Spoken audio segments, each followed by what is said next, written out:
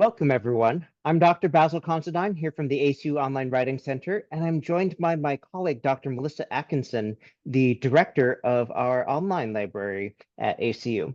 And today we're going to be talking to you about targeted literature searches and analysis, or the less formal version, how to beef up your literature review when your professor says, you need to work on this.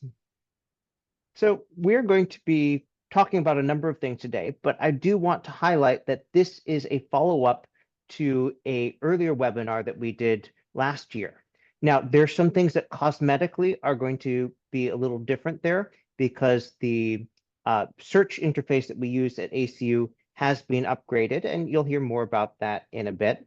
But as it goes, we're going to show you the new system. Dr. Atkinson will tell you some tips and tricks and correct some of my misdeeds in searching.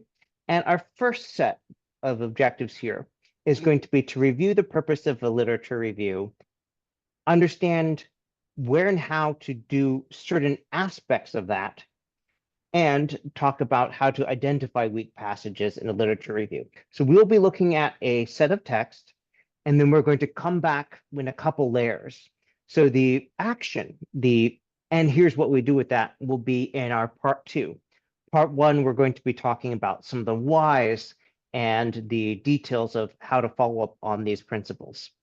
This is aimed primarily at students who are at the dissertation or doctoral project proposal revision stage, meaning they've done the larger part of their first round of research and coming back. These principles will be applicable to our graduate level courses, and the search things will certainly be applicable many other places. But if you're doing an undergraduate level literature review, we do have some specialized course tie-ins. So just send us an email at onlinewritingcenter@acu.edu, and we can hook you up with our related resources for those specific things. So why do you write a lit review? And I encourage you to weigh in the chat and let us know what you think the overall purpose of a literature review should be. We're going to start with some things here, and I always say look for the error when you use a automatic citation tool. If you spot an error in this reference here, great. It is here. Literature review checklist here is not being used as a proper noun, so that should be written in sentence case. And the location of the journal here should also not be included because the journal's title is clinics. So if you spot those, great. It's always a good idea to use the the tool to save time, but just make sure to check it. Now we got a response in the chat that I love because faculty tell us to do a lit review. That is not untrue. That is certainly something that we do things because people give us these requirements. Now, in most states, the standard for being able to call yourself a doctor is that 3 other people who have a doctorate, who've been recognized as doctors, agree that you have completed those requirements. So when I had my PhD dissertation defense, we needed to have a minimum of 3 people. So if out of the 5-person committee, if 3 of them were sick, they'd have to reschedule. Now, people have mentioned some other things too that we'll get into, but great. So according to this article here, the literature review is not an isolated section of the thesis or dissertation or a copy of the background section of a research proposal. It should identify the state-of-the-art knowledge in a particular field, clarify information that we already know or that is known in the literature, elucidate the implications of the problem that's being analyzed, link theory and practice, and highlight gaps in the current literature, overall placing your work within the larger scope of research that's going on in that field. Additionally, it goes on, by writing the literature review, postgraduate students, that's all of you doctoral student folks, will comprehend the structure of the subject, so understand the topic that you're working on, and elaborate on their cognitive connections while analyzing and synthesizing data with increasing maturity.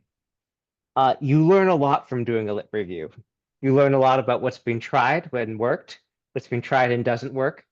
And one of the things that you do is you show what you have learned by taking the results that agree and conflict and passing judgment and working through how to potentially apply those to your situation in synthesis. Now, that includes this handy checklist, which I think is always a good idea to ask yourself before you pass your lit review chapter off to your chair. But that's not going to be our focus now. We're going to move on to understanding how to put these things into action and where those things might go. So if we return to this checklist here, that state-of-the-art knowledge. So this is a requirement that your literature review be working with recent sources, things that are up to date. Exactly what that is will vary in the implementation. There's some things like if you were, say, writing about current trends in federal employees, there's a lot happening on right now that would make talking about stuff 20 years ago perhaps less relevant. If you were talking about disaster preparation, a lot of stuff went into practice in 2020 that has meant that more recent literature is very important. So in practice, most chairs will follow some sort of rule of thumb, like the 80% rule, wanting about 80% of your sources to be from the last 5 years as measured from your dissertation defense. Committee members often disagree about the details, but pretty much everyone agrees that last 5 years is usually considered recent. Clarify information that's already known. That's talking about taking the key evidence and summarizing it, showing us what have prior researchers on this found and been able to demonstrate.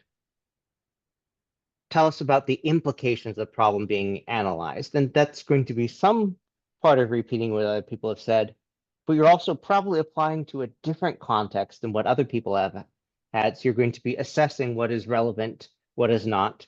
You're going to be presenting, well, based on this, we predict that this might be something to try and test, for example. Linking theory and practice. You can do some of this throughout but this is one of the reasons why you'll have a theoretical or conceptual framework section.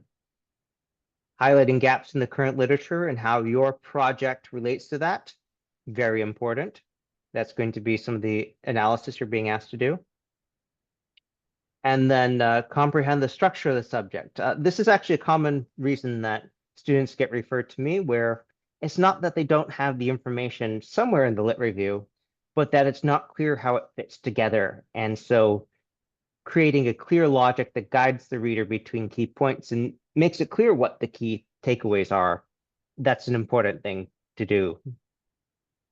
Elaborate on the cognitive connections. That's a reminder to not just summarize. You should be including analysis and synthesis in most of your paragraphs in the lit review. And then the increasing maturity that's you're learning through the process. So one of the ways that we might arrive at an understanding of weaker parts of the lit review might be through looking at it. But I'll be honest, when I was writing the first draft of the lit review for my dissertation, I'd never done it before. I've never written a lit review on that scale.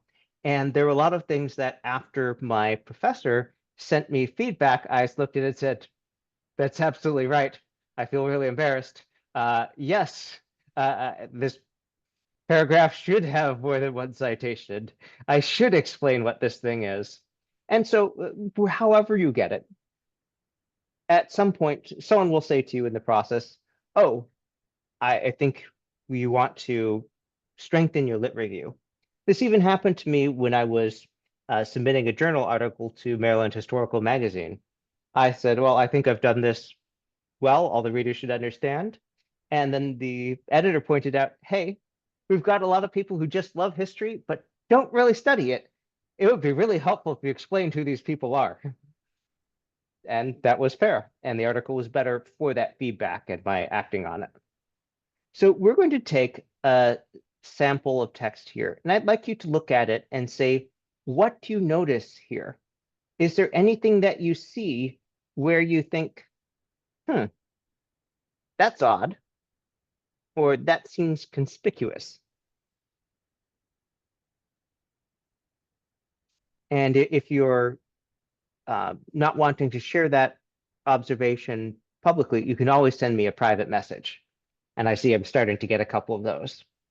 All right, someone is saying, oh, uh, your second paragraph has only one citation and it's from 2005. Yes, I feel a little bit old saying this, but 2005 was 20 years ago. And so that sentence is talking about an ongoing phenomenon.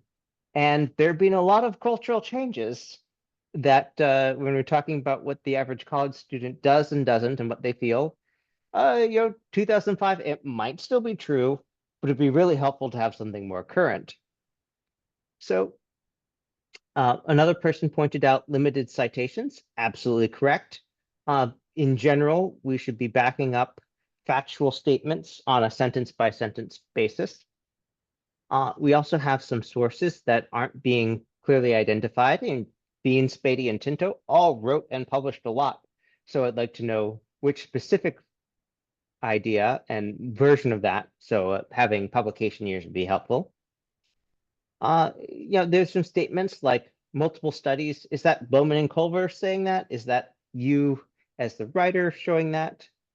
And that last sentence, sorry, that last paragraph, I'm just not sure where that information is coming from. Is this the students' big picture view where they're giving us their analysis and synthesis? Or is this summarizing someone else? We don't know. So how these might come down in practice, and I apologize if this traumatizes anyone here who's getting faculty feedback now. Sometimes you'll get general comments saying, this is unclear, this is weak. Sometimes you'll get comments like this where they'll just say, need a citation, add more sources, tell me what you're talking about. And you can see that this other annotations, this is the second half what we looked at, has not just the citations needed, but a note that they're not sure whether something is analysis or not, and if that's the right citation or the only citation that should be there, and a note that we need synthesis at the end of a paragraph. By the way, if you don't like the red, there is a custom setting in Word that you can do to change that to another color. I had one student who was working with me some years ago who said that she was much more relaxed and she would work longer on her dissertation when that was set to a nice, calming purple. And if that helps it for you, great. That's it, because that's a easy thing to do. And, we all need a little help sometime.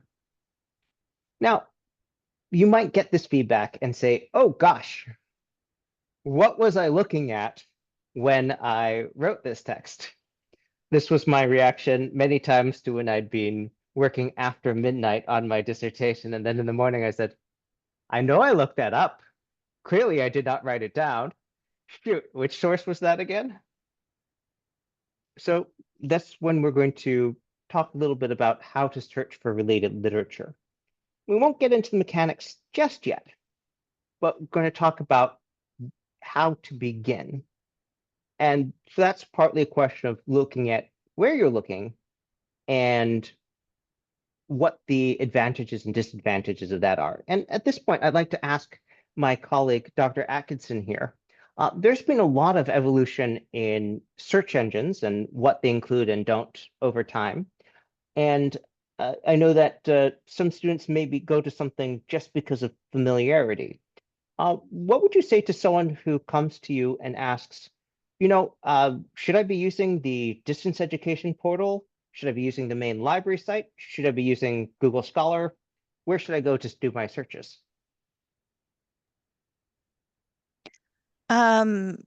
I usually tell students that I work with in webinars or one-on-one that I use both the library database OneSearch and I use Google Scholar. Mhm. Google Scholar is really good for finding things that maybe you're not really sure what's been written about it. You're not really sure what kind of terms to use. Um, Google Scholar is kind of very forgiving, when you put in Mhm. your search terms. So it's a really good place to go if you're not really sure about what's been written about something or what kind of terms to use. So sometimes I usually start at Google Scholar just to get some terms Mhm. going, and then I use those terms in our OneSearch database. Great.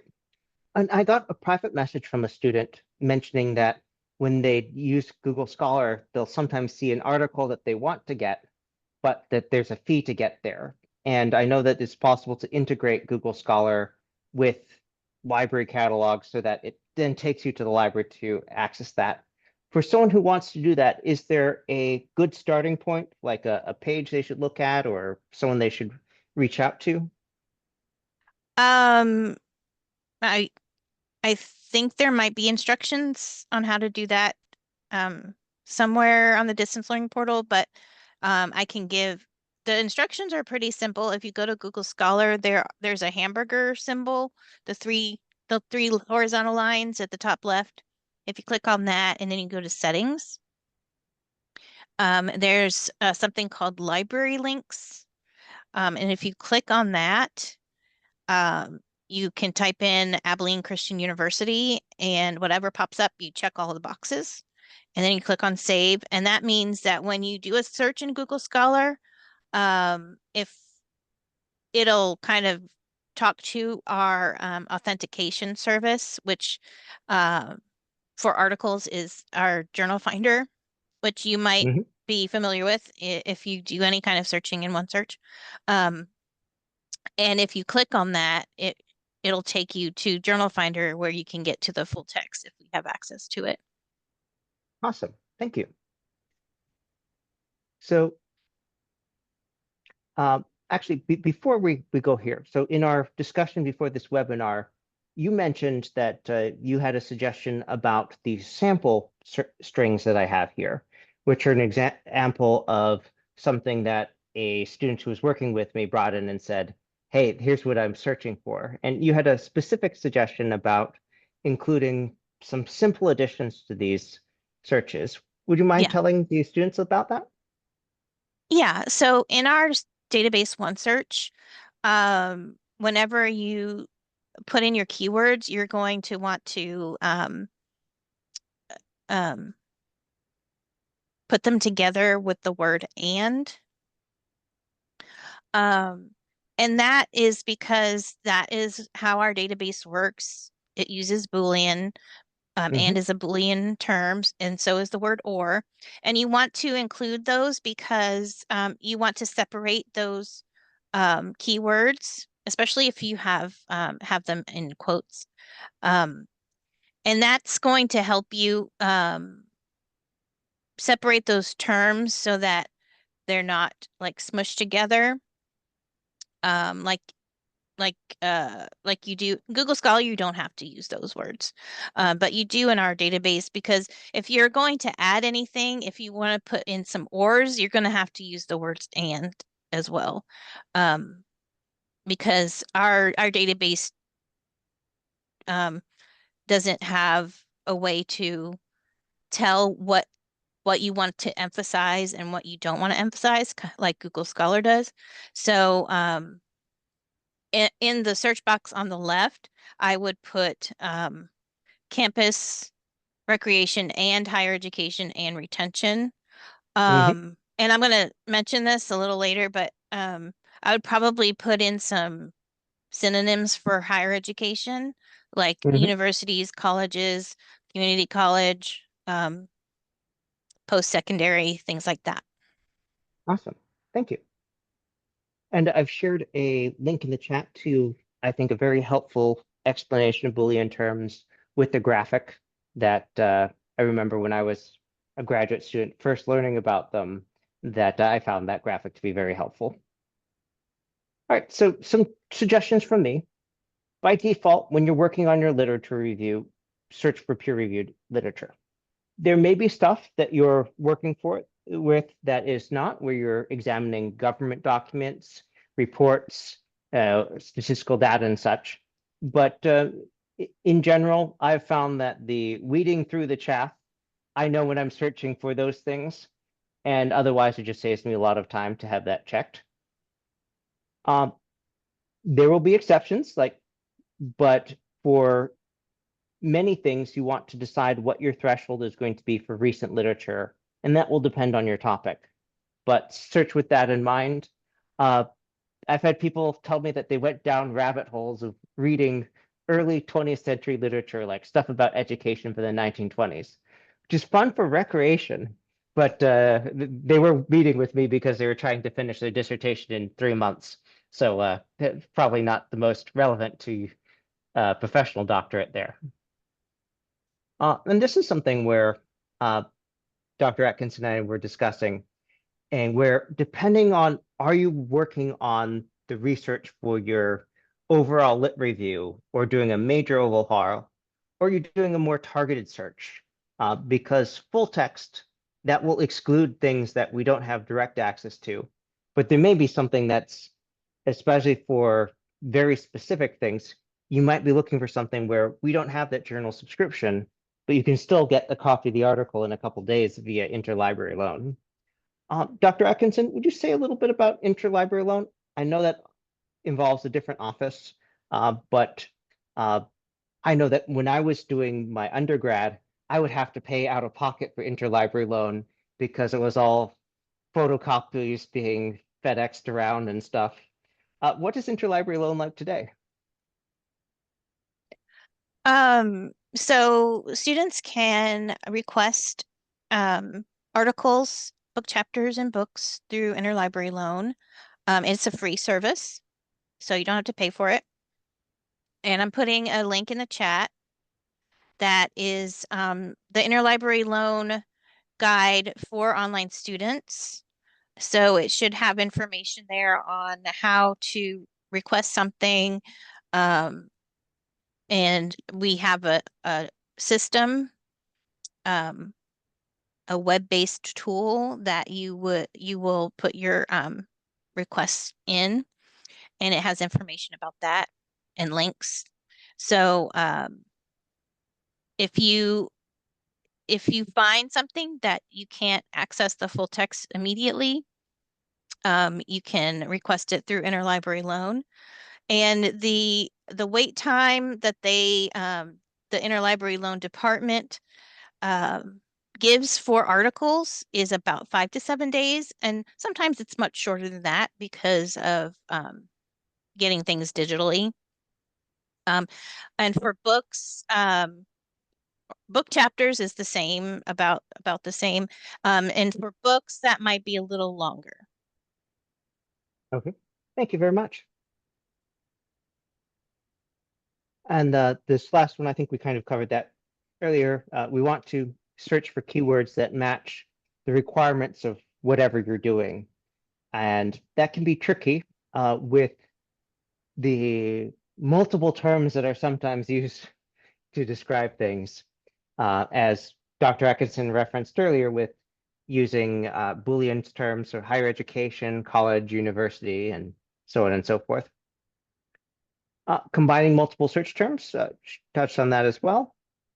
And then when you are specifically looking at potential models for your research, for justifying your research design, it's very helpful to look for things that are the specific types that you're looking at, because if you find something where someone has gotten and good results with a particular design, that is much more helpful than looking through the wide array of things done by people with a lot of resources mixed into the ones that are of a scope that you can manage.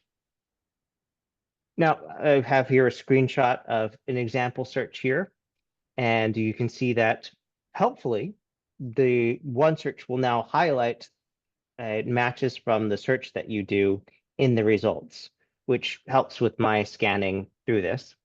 And I always tell people, if you're not finding what you want, especially if you have this feeling, I know it's out there, I've seen it referenced somewhere before, or people have told me this, you can actually, during business hours, you can click on that chat button there to get help, as well as making appointments with Dr. Atkinson and Avery Weems, who is a librarian for the ACU Online.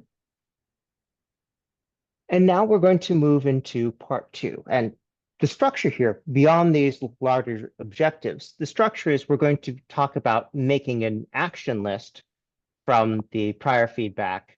And then I'm going to ask Dr. Atkinson if she might guide us through some of the process of how to look for things and just model good search practices. So with that, we have the feedback we've seen before. And let's take these in turn and talk about how you might look at that feedback and say, okay, here's something specific that I need to do. If you're familiar with cognitive load theory, where the idea is the more things we have to do and think at the same time, the harder it is to get them done. Here we're trying to do some upfront work so that when you sit down to make the additions to your lit review or do the necessary work for that, that you have a very specific thing that you're looking for or type of thing you're looking for. So for that first comment, the comment was which specific sources or which specific models. So our task from that is to add citations for relevant sources for Bean, Spady, and Tinto. And often these might be things you've already cited somewhere in your document. And so if you've been keeping your references section up to date, you could take a peek there and say, oh, yes, that's the one. Let me add that citation so it's clear that that's the one I'm referring to. We also have as our next task to add up-to-date citations for that student retention and belonging in relationship. And then the recent research rule of thumb that I said, most people agree last 5 years. It's not that all of your sources have to be from that, but generally, if you're describing ongoing phenomena, it's helpful to have a more recent source saying, yes, this is still going on. There's that statement that, oh, many institutions are moving toward cohort models. Well, tell us how you know that. Back it up with a citation. And because that source has two different claims, that this is becoming more common and that it's happening, period, make sure that your source backs it up, which might require more than one citation. Add another citation on those cohort models. Add a citation for the statement that those increase retention, and add a citation specifically on cohort models with women and minorities. And we could go through the next two paragraphs in the same way. Okay, we have some claims. We need a citation for that specific thing. Might be more than one. Add a citation for this other claim. For the section where it says multiple studies, okay, we should back that up. And also clarify is that your assessment of multiple studies or someone else's? Now, sometimes it's not just insert sources or small clarifications. Sometimes it's saying, hey, you need some synthesis here. You've given a lot of summary. Tell us what that means. Tell us how that connects to this other thing being discussed or to your study as a whole. So in that case, that note synthesis needed is saying, yes, there's at least one sentence that should be added there. Add a citation on the prevalence of campus that should be recreation programs, not recreation.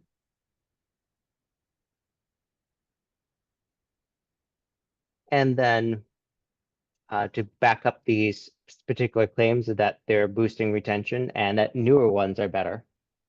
Now, I've been to universities that have built nice new recreation centers. They're pretty nice. That this claim has been made, it sounds plausible, but we want to do more in the lit review than have something that sounds plausible. Tell us how you know this.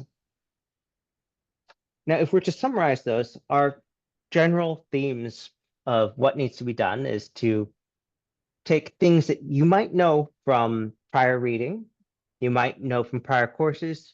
You might know from your experience on the job. But to take that and document it with clear explanations and supporting evidence, which includes citations, that recency or currentness matters for claims about something that's going on, about a current or ongoing phenomenon. And per APA rules, we want to back up our specific factual claims with citations on a sentence by sentence basis.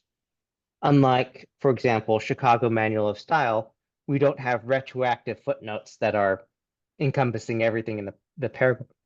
We need to clarify on a sentence basis where this information comes from.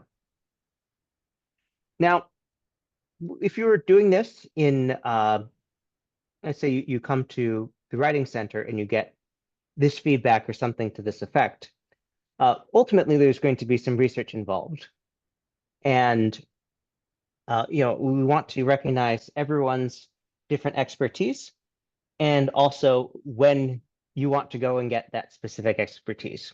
Because when I was working on my own dissertation, I was at the British Library for some of that. And I was talking with the librarian, and they said, "Oh, we just got a book on that. It hasn't been added to the catalog yet. Would you like me to bring it out for you to look at?" And it turned out to be something that book probably removed about 5 pages of lit review that I would have had to write because they had done something that was very similar to what I needed.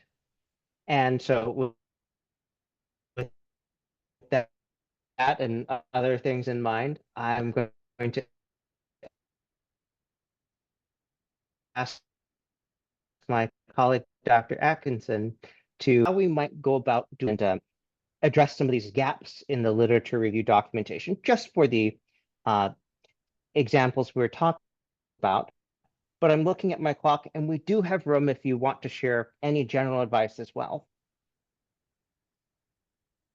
So do you have any general words for students who are starting on their dissertation research? Perhaps they've drafted a preliminary. I don't know if it's you or Problem me, statement and are looking. but you're breaking up.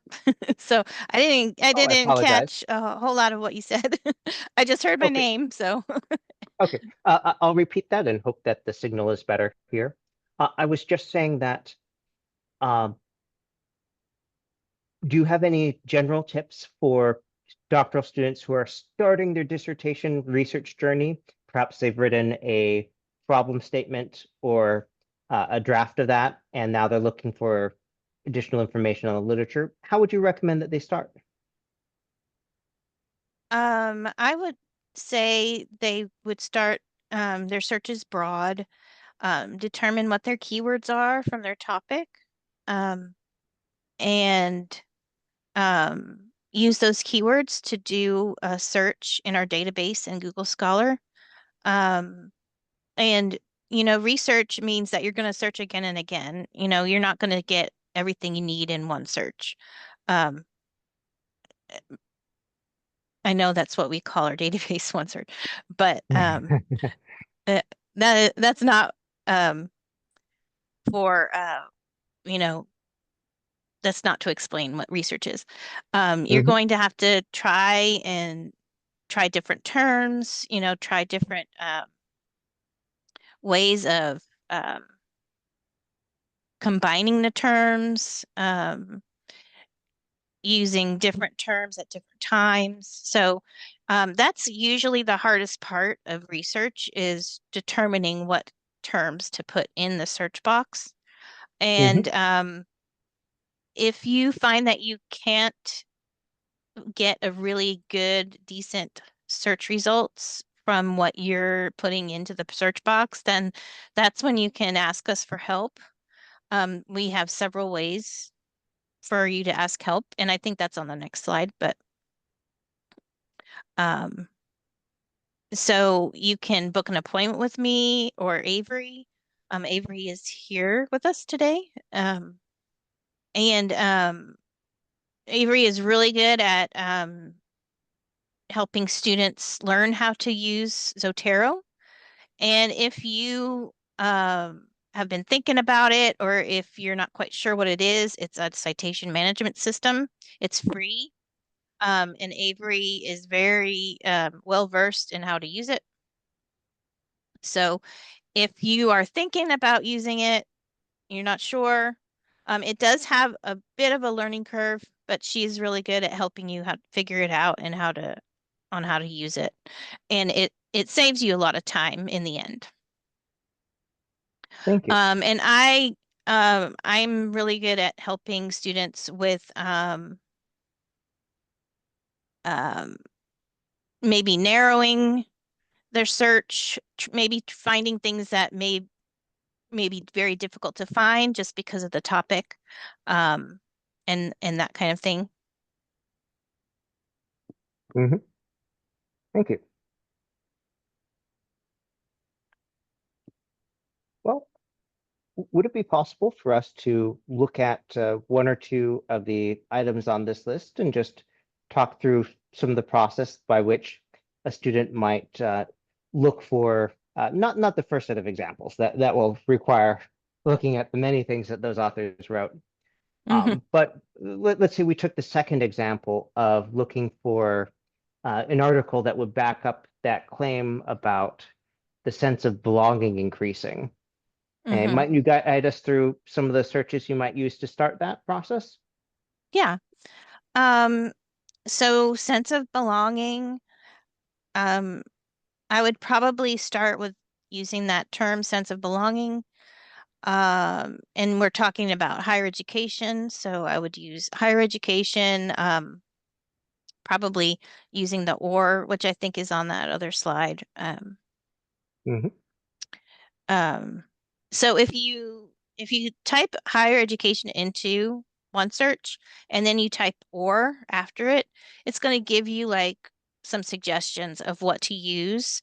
When you're using or, you're wanting to find similar um, terms, and that's really helpful when you're kind of stuck. You want to have similar terms to help you increase your search results. Um, because not everybody uses the same terms to talk about things. So, in an article about higher education, they might not even use the term higher education. They may be using the term university or college. So that's kind of why you want to use the or, and you want to try to find similar terms for certain things. So I'd probably do sense of belonging and higher education or universities or colleges. And then probably I probably would put year one and year two in there as well. Um, I probably wouldn't use quotes at the beginning. Okay. Um, I would probably use higher education in quotes, but nothing else. And then Okay. before higher education, you would put a parenthesis because we're going to keep all of our ors together and we're going to keep all of our ands together. Should we keep sense of belonging in parentheses? Um, Ands don't need to be in parentheses, Okay. and there's a reason why. But I'm not going to get into that right now. But um, It's all going to be adding them, whether that's in parentheses or not.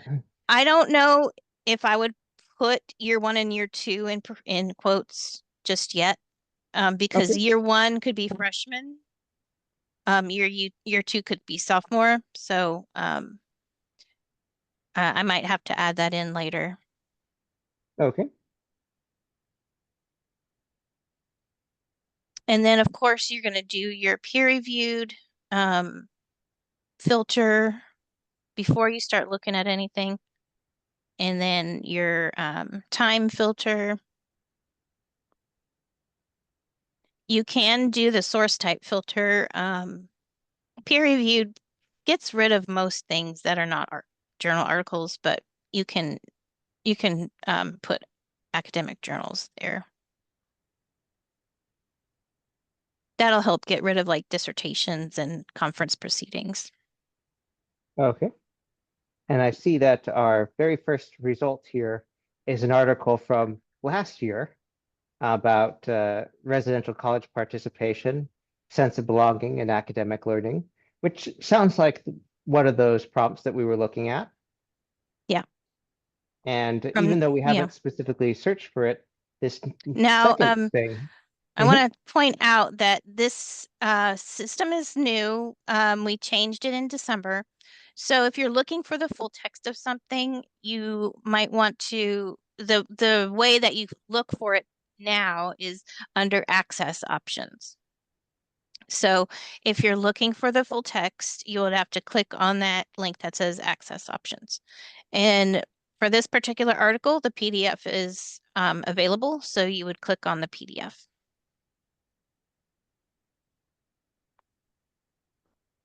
Great. That was nice and fast. I certainly could not walk to the library in that amount of time. All right, so let's say I go ahead and I read this article and I say, yes, this is something I want. I know it's fitting my needs here, but I'm probably going to be using it for some other stuff in the lit review first. Uh, how do I come back to this later? Avery, I'm going to go ahead and print this out and put it in my desk. Is that the correct response for how I will cite this conveniently later? But That's an option. I mean, if you need print, go ahead and print it out. But there are a lot of different ways that you can save this. You can click on that little bookmark thingy next to the quotes. You can add it to save my the saved items. item, Mhm. or you can put it in a project, which is that folder. They used to be called folders, now they're called projects. You can put it in a project, which is essentially a folder. Awesome. You can download it to your computer. And then if you have Zotero installed, this is when the PDF is up, this is when you would save it to Zotero. Mhm. Um, and there should be a Zotero button somewhere in the browser. You I can think I print it have out. that plugin disabled right now, but Most you can add that in quickly. you can print it out. Mhm. Um, and then the quotes. And in case there are students here who don't know, this is how you can get a citation pretty quickly. Um, it is you have to select APA and then you can copy and paste it. There are some things that you might have to change to it because generated citations are not 100% correct all the time. So you'll have to maybe look at the sentence case, italic, uh, italics. Um, the DOI might be missing, or page numbers might be missing. So there's just a few things that you might have to change to it, but at least it gives you a starting point and you don't have to do it manually. Mhm. And this particular entry looks excellent, even down to having the end dash in the page range. So Mm-hmm. great. Yeah. Awesome. So I could then go and copy that into my references list or update it in Zotero so that when I refresh my reference list, it will appear there. Use that to insert a citation and all that stuff. Um, Mm-hmm. we have a related items box here on the side. Uh, any Yeah, words of advice about that? that that's a little new, I think. I don't remember seeing that pop up. Um it was on the search results page, but I think maybe it got moved or added to this page, which is really helpful. If Hmm. you see something you like there, you can always click on it and see um, where it Well, goes to. when I was at the University of Tennessee, we had a system where we bring in therapy dogs and miniature horses to campus, which were extremely popular. And so I'm bringing up this article in part for that, and also because it actually does look like it is relevant to our task at hand here. So I'm going to go ahead and I'm going to save it as you've advised using the bookmark button.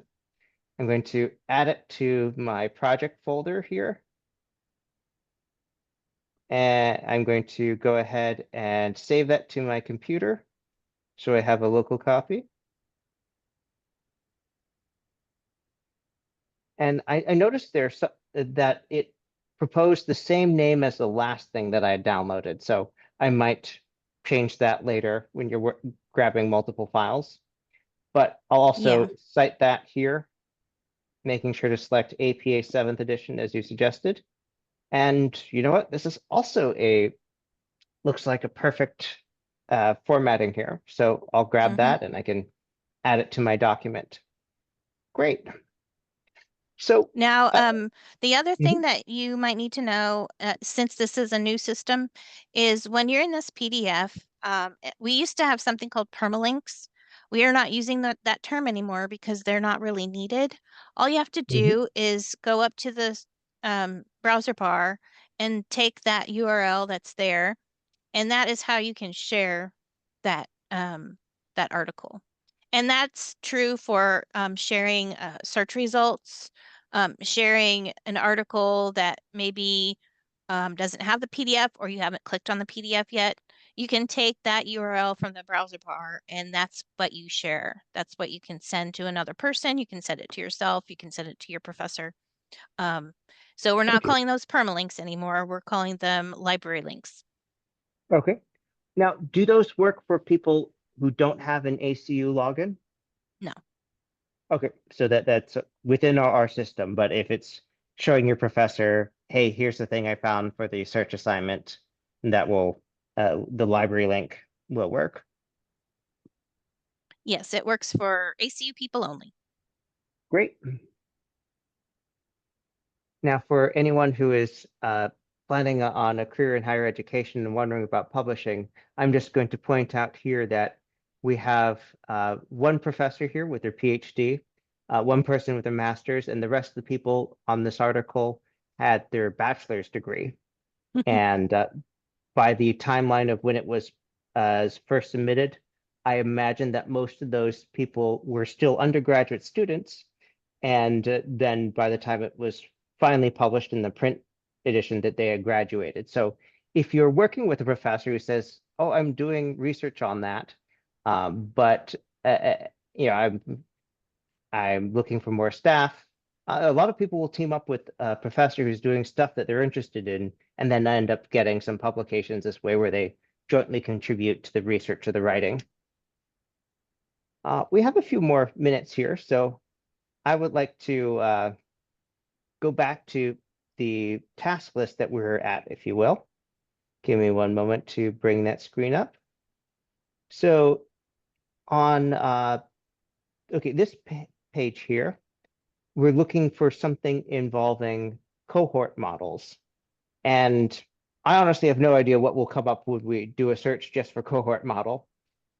But you know, this particular example, they have a need for literature backing up this claim about cohort models, increasing retention at the higher education level.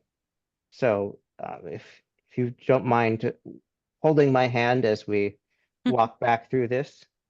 So we're starting here. We have the higher education and part of the search that we used earlier.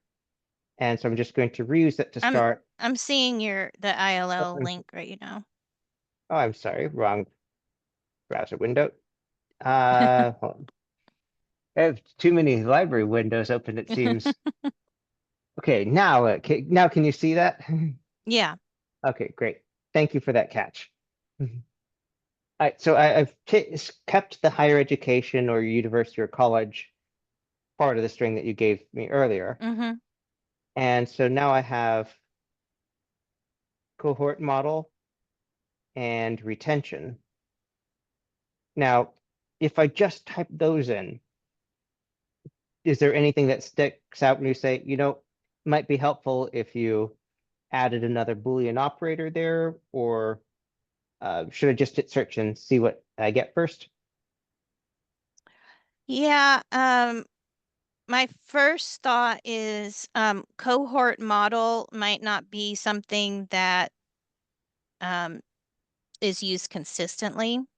Hmm. So I would probably put cohort model or cohort community um, or um, cohort group. Uh,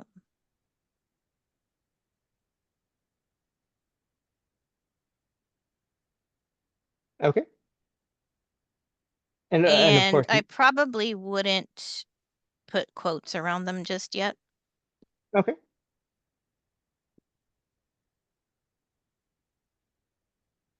And I forgot to mention in that other search that you did, you can go back and you can put quotes around things if you're getting too many results. Um, I just don't like to put quotes around a whole lot of things at first, unless I know it is a very common term like higher education. Hmm. Thank you. And I'll go ahead and start that search there.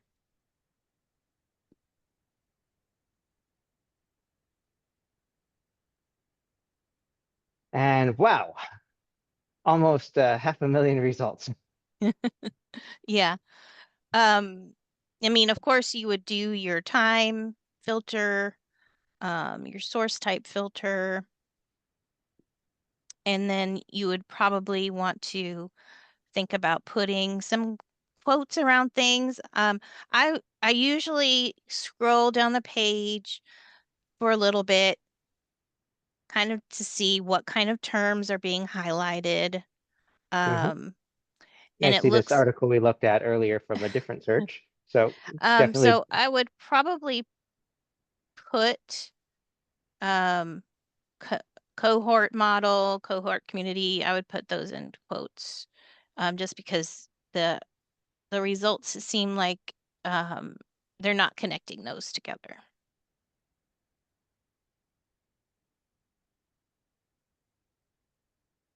thank you. All right, we've had a 2 orders of magnitude difference in results there. Still have quite a few, 1390.